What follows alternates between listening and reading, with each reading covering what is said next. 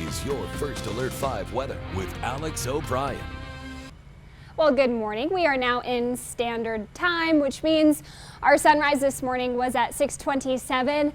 Oh, but this is going to hurt. 4:58 is our sunset tonight, so it will be a very early evening for us, and it will feel a little bit different for sure, but hopefully you enjoyed your extra hour of sleep.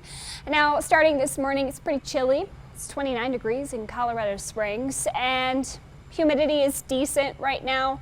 We're not looking at extreme fire danger today, just a nice calm afternoon. Not much to complain about here.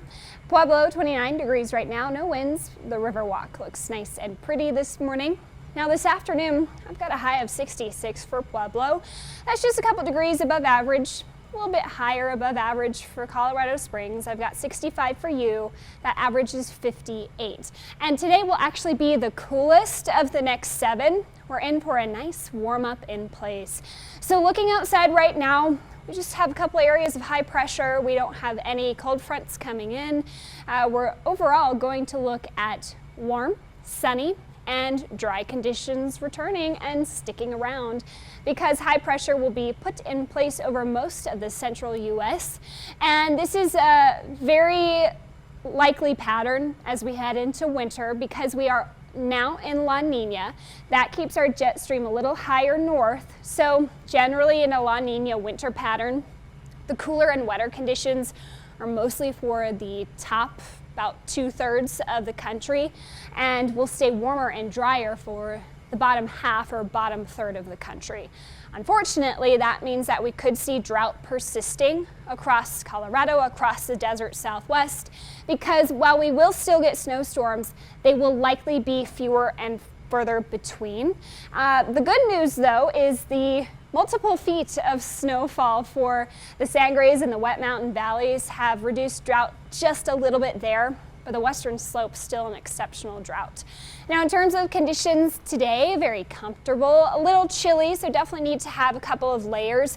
I've got 65 for the Springs, again 66 for Pueblo, southern I-25 corridor, mid-60s, middle 60s for the eastern plains, and then as you head into the mountains, the Arkansas River stays nice and warm in the 60s today, 58 for Westcliff, Saguache and Alamosa in those upper 50s.